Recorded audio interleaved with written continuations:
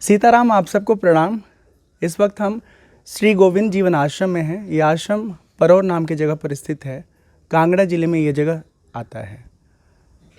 एक बहुत बहुत बड़े तपस्वी संत हुए जिन्होंने इस जगह का आधारशिला रखा। बहुत सुंदर जगह है, हम आपको आगे की वीडियो में दिखाएंगे। अब स्वामी जी ब्रह्मलीन हो चुके हैं, अपनी जीवन यात्रा को पूरा कर चुके हैं। वर्तमान समय में जो आश्रम के मुखिया हैं श्री प्रेमानंद पुरी जी, आप हमारे साथ बैठे हैं। आपको बहुत बहुत प्रणाम। और बिना किसी भूमिका के हम सीधे आपसे जानना चाहते हैं कि स्थान के बारे में, गुरु महाराज के बारे में और जीवन के बारे में जो कुछ भी आप बताना चाहें, हम सब सुनने जानने को आतुर हैं। यहाँ पर स्वामी जी आए थे जी घूमते घामते जी 1980 में। जी। फिर यहाँ से थोड़ा वार्तालाप हुआ। हाँ उनके साथ कोई शिष्य भी थे। जी, थोड़ा सा फिर पास रखेंगे। 83 में यह आश्रम बना, छोटी सी कुटिया। जी तो इस कुटिया का यही मकसद था कि सत्संग करना, साधन भजन करना और धर्म का प्रचार करना। जी तो स्वामी जी ने यहाँ आए, साधन भजन करा और सत्संग करते रहे। गाँव में लोग बागों का आना जाना हुआ। यहाँ जी दूर दूर से भी लोग आए, एमपी से आए, गुजरात से आए, पूरे भारतवर्ष के लोग यहाँ आना जाना हुआ कि स्वामी जी पकड़ रूप से घूमते रहते थे वहाँ। जी। तो धीरे धीरे बस ये सत्संग होने लगा। यहाँ ज्ञान ध्यान की बातें हुई जी और साधक गण जुड़ते चले गए। तो आस्ता आस्ता ये आश्रम बन गया। बहुत सुंदर है, बहुत बढ़िया। जो और यहाँ बाहर के साधक, हम आपकी बात काट दी। इधर का जो ध्येय था वो यही था कि साधन भजन करना और धर्म का प्रचार करना। जी। तो ऐसा ये स्वामी जी उत्तराखंड के थे, नैनीताल के थे। जी तो यहाँ सर्दियों, जब यहाँ सर्दी होती थी तो वो गुजरात में चले जाते थे। वहाँ भी साधक भक्त आए, वहाँ भी सत्संग हुआ। तो वहाँ भी छोटी सी कुटिया बनी हुई है। तो स्वामी जी का ध्येय बस यही था कि सत्संग करना और अपनी संस्कृति का प्रचार करना। अभी जो इस जगह पर आके कुछ मार्गदर्शन प्राप्त करना चाहें, सत्संग करना चाहें, जो बाहर के अलग अलग राज्यों के लोग हैं, तो वो यहाँ आ सकते हैं। हाँ, अगर उनको सेवा का भाव हो। हाँ। और एक आस्था है। हाँ। तो लोग आते हैं, दूर दूर से भी आते हैं। लेकिन उनका जो ध्येय अगर सत्संग सुनना हो जी तो अब ज़्यादा अच्छा रहेगा। बिल्कुल। अगर घूमना फिरना हो तो इतना अच्छा नहीं रहेगा। आपका कब स्वामी जी से मिलना हुआ? मैं छोटी एज में आता था यहाँ। मेरे को 20 साल की 21 साल की मेरे को मंत्र जिज्ञासा हुई। जी।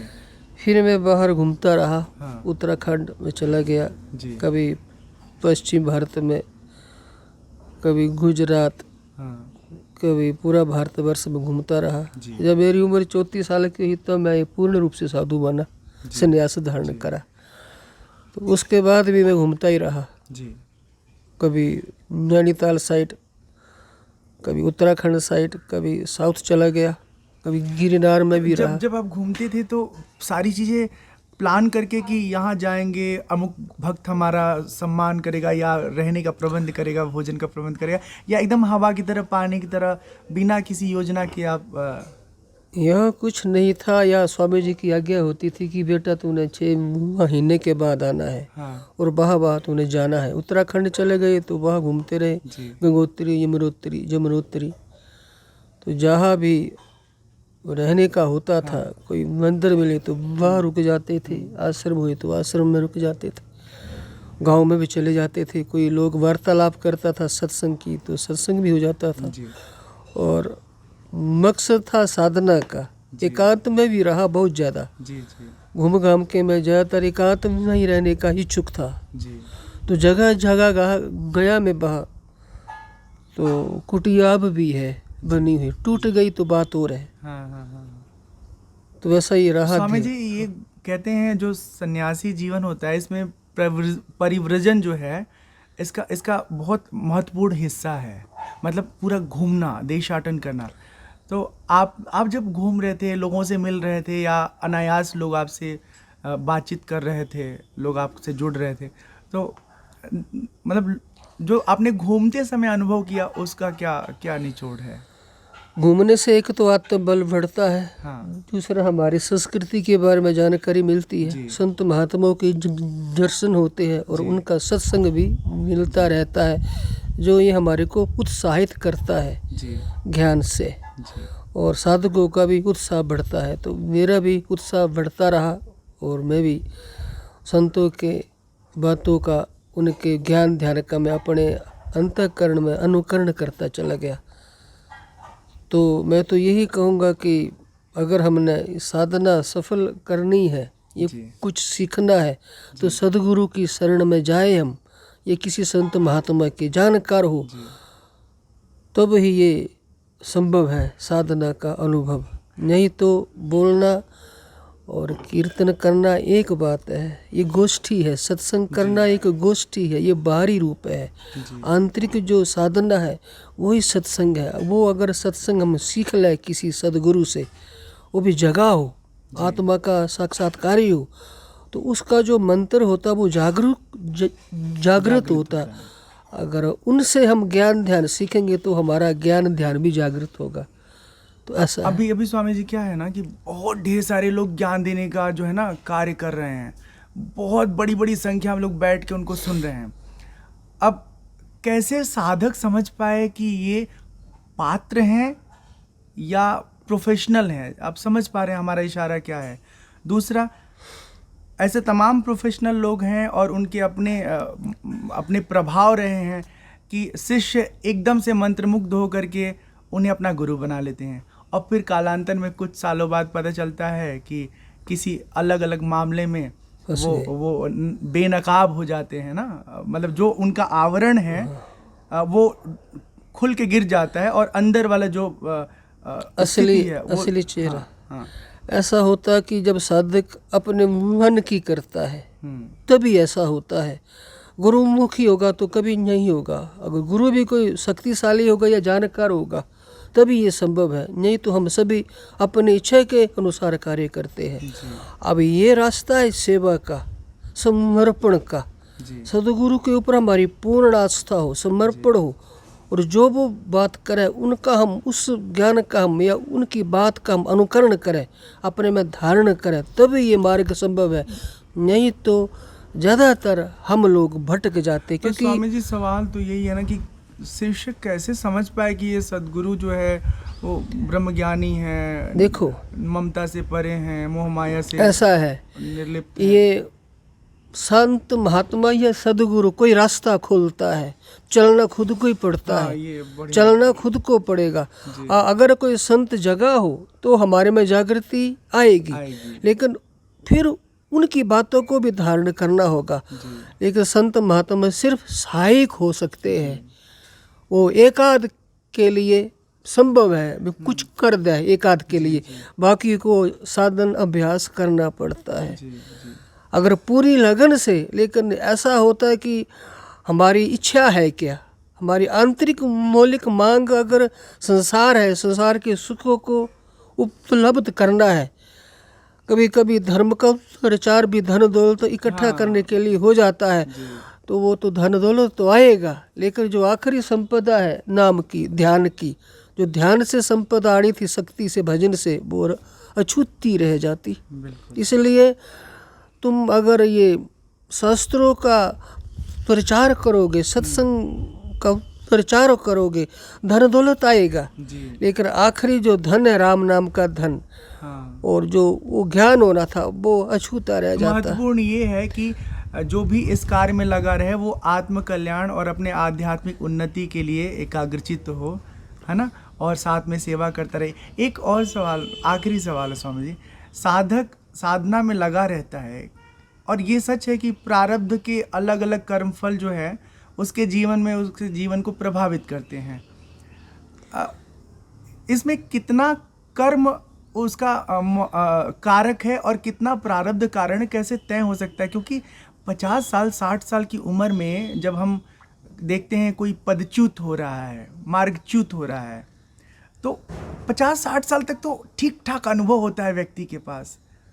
फिर कैसे एकदम से दिमागी हालत या वैचारिक या विवेक शक्ति शिथिल हो जाती है और व्यक्ति कहीं का कहीं पहुंच जाता है। इसमें प्रारब्ध बड़ा कारक है या आदमी की अपनी लापरवाही साधक की? हाँ, उसके कर्म में ज़्यादातर है ना। अगर अब देखो ये धन दौलत आएगा जी, लेकिन धन दौलत के साथ विवेक विचार भी होना चाहिए। हाँ, अगर जब साधन उसका भजन ढीला हो जाता है जी, और वो इसको ये धन दौलत घिरता है जी, तो फिर उसका जो आकर्षण है भौतिक संसार हो जाता है। इसलिए कहते कि सदगुरु की जरूरत पड़ती है ज़्यादातर।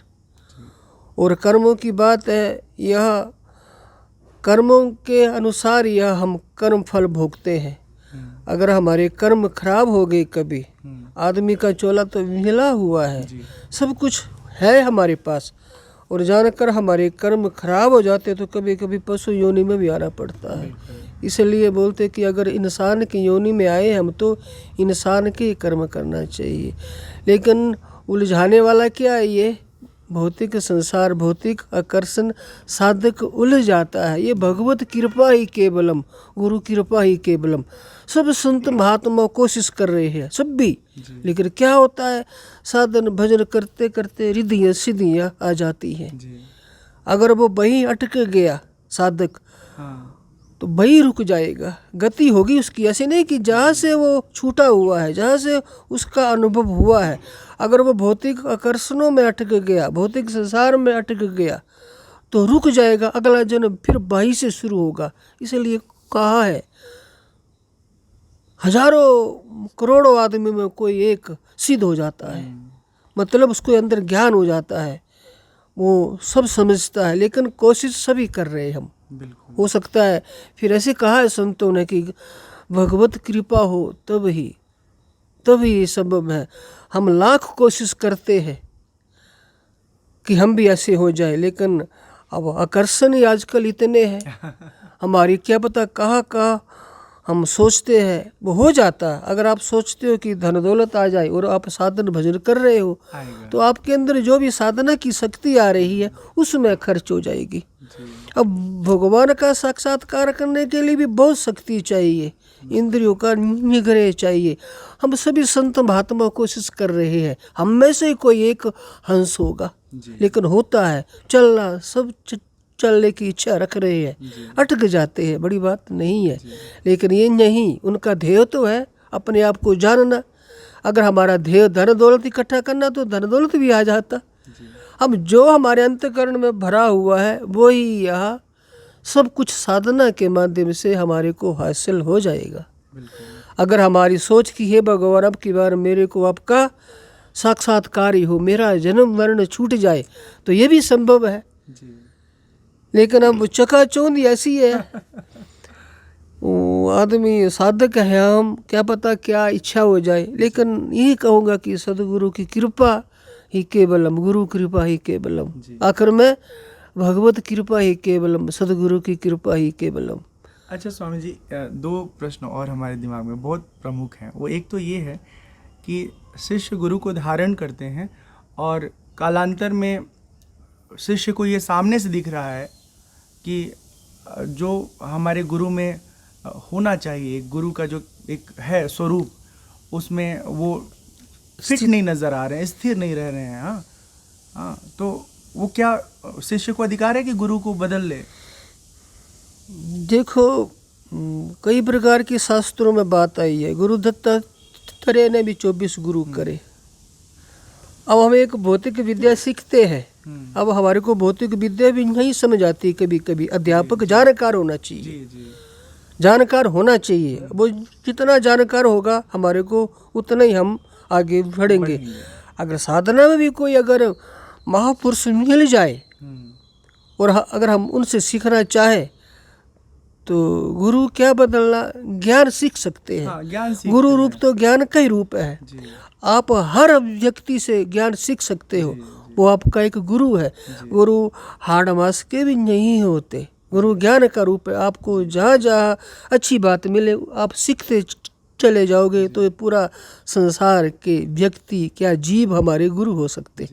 हमारे को सीखने की कला आनी चाहिए, तो वो गुरु ज्ञान का रूप भी है। लेकिन फिर भी अध्यात्म में किसी सदगुरु की जरूरत पड़ती है। वो सदगुरु कौन?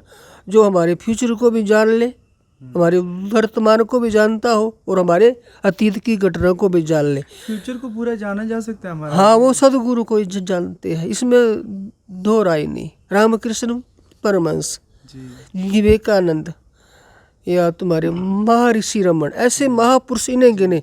आपके पूर्व को भी जान ले, आपके वर्तमान की घटना को भी जान ले, अतीत की भी और भविष्य को भी। अभी भी भारतवर्ष में ऐसे इन्हें गिने संत महात्मा है। हमारी आस्था रखनी पड़ेगी एक आध के ऊपर, तो हमारे को आस्था अपने को समर्पित करना ही पड़ेगा। लेकिन बाहर अगर ऐसा भाव आ जाए तो उनकी बात फिर माननी पड़ती है, तभी सदगुरु का ज्ञान हमारे अंतःकरण में उतरता है। आज का युग है भौतिक युग, हम उनकी बात नहीं मानते। अब वो कई सदगुरु बिल्कुल सीधे साधे होते, अनपढ़ होते हैं। हम लोग कोई पढ़े लिखे होते हैं, चमक दमक में हम भाग हम पढ़े लिखे होते हैं। अब वो करेगा बात सीधी सादी। हाँ। हम शास्त्रों के, तुम शास्त्रों के, सभी जानकार। ये शास्त्र में तो है ही नहीं ऐसा। अब वो जो अनुभवी संत महात्मा, वो उनकी जो वाणी उतरती है वो शास्त्र के रूप में भी परिवर्तित हो जाती है। लेकिन उनकी वाणी का हम अगर अनुकरण करें, उनकी बात माने, तभी ये संभव है। लेकिन आज का ये बहुत कठिन होगा। अब जो एक प्रश्न हम कर रहे हैं वो कोई काल्पनिक प्रश्न नहीं है, वो हमारी अपनी ज़िंदगी की बात है। ये सच है कि जीवन की बड़ी घटनाएं प्रारब्ध से घटती हैं। जैसे हम 19 वर्ष में घर से निकल के आश्रम व्यवस्था में आ गए, फिर पढ़ाई लिखाई करने लगे, और अभी हम भगवान की कथा सुना लेते हैं, ठीक से सुनाते हैं, भाव से सुनाते हैं। हमारे जीवन में ना शुरू से सब, मतलब जब से इस जीवन की शुरुआत हुई, हम भगवान से एक ही बात मांगते हैं, भगवान हमारे इस जीवन को पूरा कर दीजिए। मतलब जो सन्यास साधक का जीवन है, इसे सफल कर दीजिए। लेकिन 14 साल होने के बाद कभी कभी मन में आता है कि कितना अच्छा होता अगर हमको एक अच्छी सी जीवन संगिनी मिल जाती। हाँ, मुझे आध्यात्मिक दृष्टि से अच्छे से समझती, मेरा साथ देती, मेरे साथ चलती, मेरे काम में साथ बटाती। तो अब हम ऐसा कोई मेरे पास विकल्प नहीं है, और इस बारे में हम खाली ख्याल रखते हैं। जब निर्णय करने की स्थिति आती है तो हम वहाँ पे फिर खुद को असहमत और असमर्थ महसूस करने लगते हैं। अब ये विवाह क्या निर्णय है या प्रारब्ध का हिस्सा है? होना होगा तो हो जाएगा, ऐसा है क्या? या कोई करना चाहे तो कर सकता है, ऐसा है क्या? या सन्यास? हाँ, तीनों बात है। मैं सन्यास में आना, साधक जीवन जीना, और फिर विवाह की चाह रखना, जीवन साथी की चाह रखना, और फिर मैं ये भी चाहता हूँ कि सन्यास ही पूरा चले। तो ये जो मेरे साथ हो रहा है, एक कल्पना भी जो हमारे ख्याल में आ रही है, ये क्या है? वासना तो है थोड़ी बहुत, क्योंकि लोगों को देखते हैं कि लोग अच्छे पति पत्नी खुश नज़र आते हैं, एक दूसरे का ख्याल रखते हैं। तो ये जो हमारा सवाल है, बहुत हिम्मत करके हम कर रहे हैं। अब आप ऐसा है कि हमारी कई बार शादी ब्याह हुए हैं। एक जन्म में नहीं, हजारों जन्मों तक हमारे शादी ब्याह होते रहे। गाय में भी शादी, बैलों में भी शादी, जीव जंतु में भी हमने शादी करी हैं। अगर हम रुकना चाहें तो ज्ञान के माध्यम से रुक सकते हैं, औरों को देख के रुक सकते हैं। भी आखिर अगर आपकी इच्छा है ऐसी, तो ये भी हो जाता है। मैंने क्या कहा, अगर आप भगवत कथा कर रहे हो, साधन कर रहे हो, आपके अंदर सात्विक विचार आएगा, आपके अंदर शक्ति आएगी, आपकी जो मानसिक इच्छा होगी उसकी पूर्ति हो जाएगी। लेकिन कभी इच्छाओं की पूर्ति होती नहीं है, बढ़ती चली जाती है। अगर कोई भगवत कृपा हो जाए तो जरूरी नहीं है कि शादी करना, शादी भी एक सहायक ही है, लेकिन आम आदमी के लिए अगर आप वैसा जीवन में ज्ञान आपने धारण करा है, अगर ऐसा आपको समझ आ जाए कि ये सब झंझट है, हो सकता है कभी ख्याल आ जाए, तो बड़ी अच्छी बात। अगर कोई ऐसी कोई संगनी आपकी आपकी इच्छा है कोई सात्विक मिल जाए, वो भी साध्वी जैसा जीवन हो, तो वो भी आपकी सहायक हो सकती है, ऐसी बात नहीं है। लेकिन अगर हम कोशिश करें सब ज्ञान के, अगर आपकी समझ आ गई तो समझ के बिना सब संसार फिर अधूरा रह जाता। समझ आ गई तो फिर संसार एक ड्रामा हो जाता। हम यहाँ संसार में हम रोल करने के लिए आए हैं। जितने अच्छे ढंग से आप रोल करोगे उतना उतना आपका जीवन साकार हो जाएगा। हम अधिक नहीं बोल रहे हैं, लेकिन हमको महाराज एक ही बात समझ में आ रहा है कि जिस विषय को लेके तुम निर्णय करने में असमर्थ हो, उस बारे में चाहे कितना भी ख्याल आए, फैसला मत लो। और बाकी अगर कुछ होना होगा, प्रारब्ध का हिस्सा होगा, तो अपने आप घटेगा, उस पर कोई रोक नहीं सकता। लेकिन जो निर्णय जन्य परिस्थिति का निर्माण होता है ना, जैसे कहते हैं कि विवेक करो या निश्चय करो, तो जब निश्चय नहीं हो पा रहे तो छोड़ देना ही अच्छा रहेगा ना। और अभी तक छोड़ा हुआ हूँ, जो आप कह रहे हैं ना कि संकट है, संसार झंझट है, यही कारक तत्व है जिसकी वजह से अभी तक हम ऐसे हैं। झंझट उनको ही लगता है जिनको समझ नहीं आई हुई। अगर समझ आ जाए तो ये संसार सुखों का घर है, यह सुख ही सुख है, ये सब भगवत रूप ही है, सब हमारा साहिक ही है। ये हम कहाँ अटक जाते जब हम अतिशयोक्ति कर देते, जब इसमें हम असक्त हो जाते। ये भगवान का था, इसको भगवान का ही रहने दो, इसको हम उपयोग करें। ये सब यहाँ जीव जंतु क्या, आदमी क्या, व्यक्ति क्या, सब कुछ ये प्रकृति का रूप हमारा साहिक ही है। अगर आप चाहो तो इसका उपयोग कर सकते हो।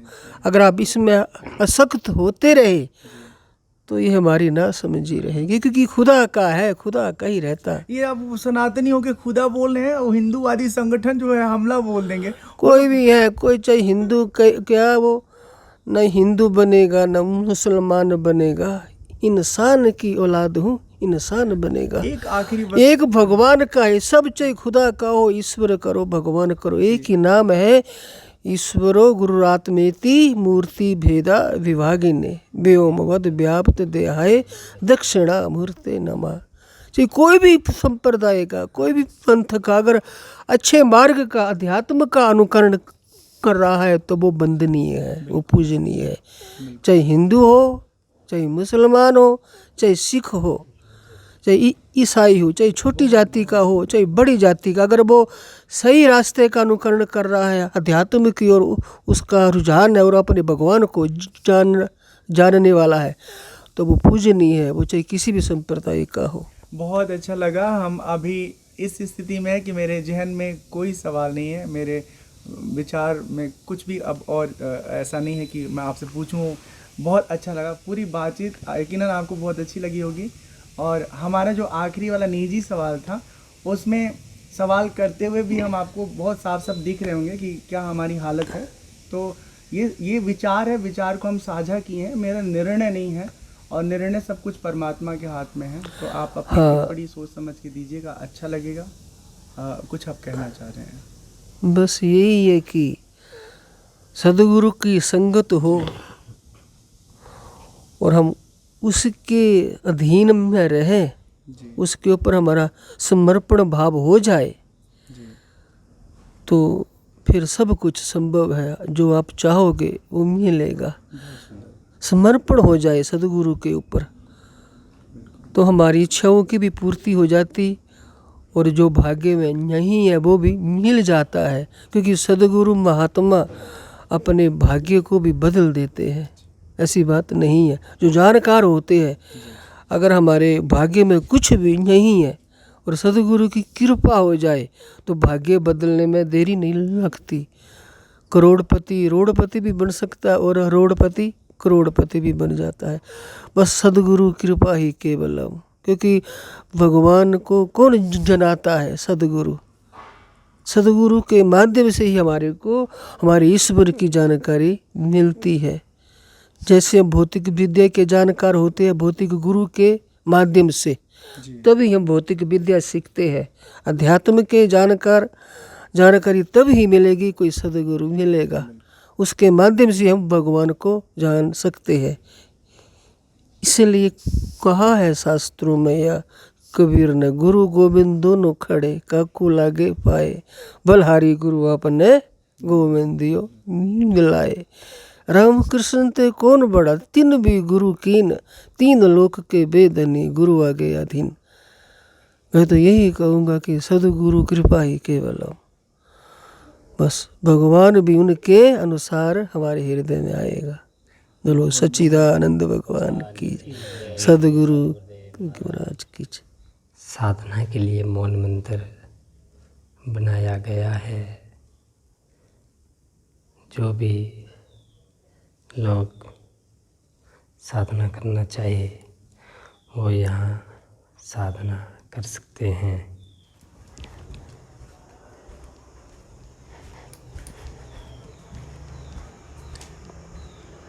भोजनालय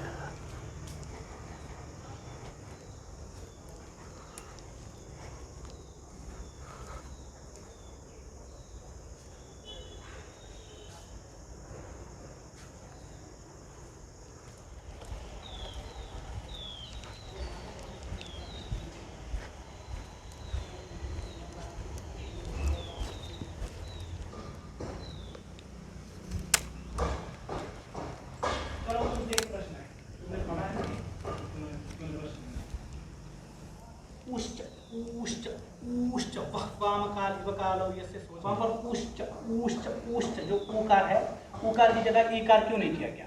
अर्थात कहने का भावार्थ यह है ऊकार के स्थान पर ईकार, ईष्ट ईष्ट ईष्ट ये भी आ सकता था, क्यों नहीं हुआ? वहां पर ऊकार का ही प्रयोग क्यों किया गया? ऊकालो ह्रस्व दीर्घ प्लुत सूत्र में सबसे है ये प्रश्न, कौन जानता है इसका उत्तर? वहां पर ऊकार का ही प्रयोग क्यों किया गया? अगर तुमने उसकी 4 लाइनें भी हिंदी में पढ़ी होती तो तुम्हारे पास इसका उत्तर होता। तुमने इसका अध्ययन ही नहीं किया। शिवांश, ये प्रश्न तेरे दिमाग में नहीं आया? तूने मतलब ऊकार और सुदीर्घ प्लुत ये सूत्र नहीं पढ़ा? किसमें नहीं आया? 30 पेज में नहीं आया है।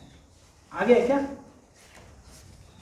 उपदेश अनुनाद नहीं आया, नहीं आया, ठीक है, नहीं आया, ओके। हल इति सूत्रे अंतिम स्यात्, वो हल इति सूत्रे अंतिम स्यात्, ठीक है।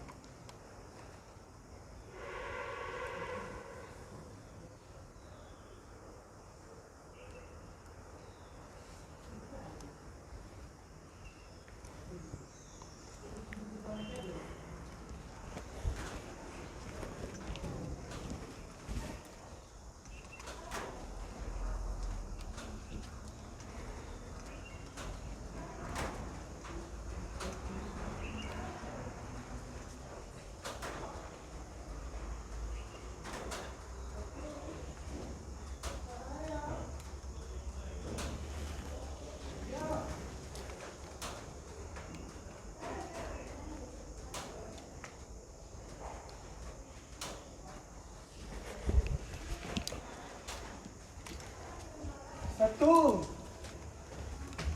अच्छा आप कर रहे रिकॉर्ड, ओके, सारा रिकॉर्डिंग हो गया, बहुत बढ़िया। अब हम लोग स्वामी जी चलेंगे, एक मिनट, हम लोग अब स्वामी जी से एक भजन सुनेंगे। हमें अभी पता चला कि स्वामी जी बहुत अच्छा, बहुत सुरीला भजन गाते हैं जी। तो एक भजन सुनते हैं स्वामी जी से, और संभव है तो 2 सुन लेंगे। हाँ ठीक है। और हमें आश्रम आके बहुत बहुत अच्छा लग रहा है जी। आपको बताओ 2011 के आसपास जी हम यहाँ पर आए हैं एक बार घूमने के लिए जी। बाकी अभी दोबारा दर्शन करने देख रहे हैं, अच्छा लग रहा है। ये भगवान का दर्शन करा दिया सबको कैमरे में? करवा दिए महाराज, एक बार आप बोल रहे हैं तो फिर से हम। और आप जो इस समय कैमरा शूट कर रहे हैं जी। अपना भी नाम बताइए। मेरा नाम सचिन शर्मा है जी। बाकी मैं भी यहाँ पर रहता हूँ, स्वामी जी की सेवा में ही हूँ मैं भी जी। सचिन को एक नज़र में आप देख लीजिए, सचिन बहुत यहाँ मेहनत कर रहे हैं। माइक रहने दीजिए सचिन, आइए। तो सचिन आप क्या कर रहे हैं पढ़ाई लिखाई में? पढ़ाई लिखाई में महाराज मैं शास्त्री कर रहा था जी। शास्त्री मैंने 2018 में छोड़ दी है। छोड़ दिए? जी। हाँ मैंने चलते रहिए।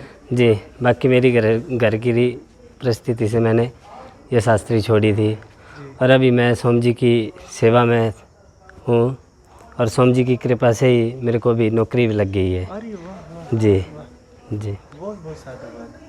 चलिए स्वामी जी के पास चलते हैं। मैं ले सकता हूँ इसको, आप बैठो।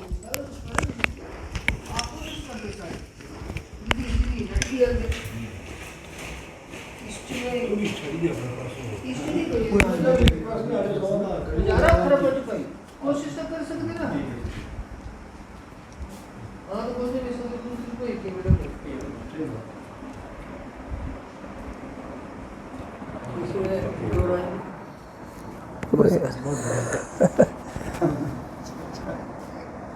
स्वामी बहुत अच्छा आ रहा है। बोलो सच्चिदानंद भगवान की, सदगुरुदेव महाराज की जय।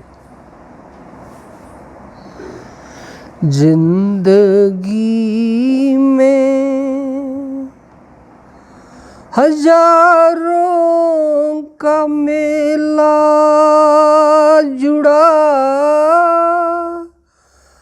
हंस जब जब उड़ा तो अकेला उड़ा। जिंदगी में हजारों का मेला जुड़ा, हंस जब जब उड़ा तो अकेला उड़ा। ठाठ सारे धरे के धरे रह गए, कोठी बंगले खड़े के खड़े रह गए। धन खजाने घड़े के घड़े रह गए, मुकदमे सारे लड़े के लड़े रह गए। अंत में कोई ना संग चला, हंस जब जब उड़ा तो अकेला उड़ा। ना ये राजा रहे ना ये रानी रही, कहने को केवल ये कहानी रही।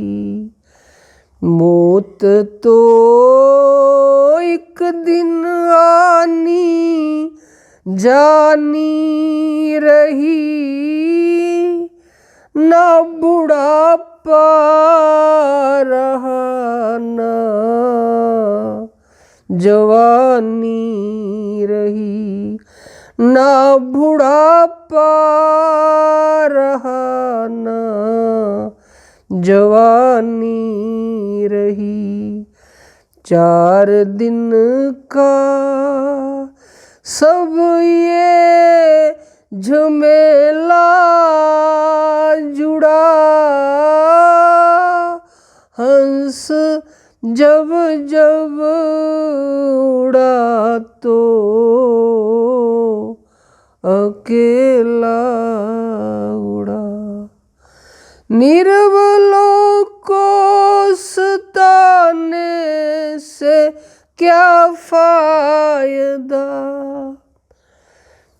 दिल दुखियों का रुलाने से क्या फायदा, दिल दुखियों का रुलाने से क्या फायदा।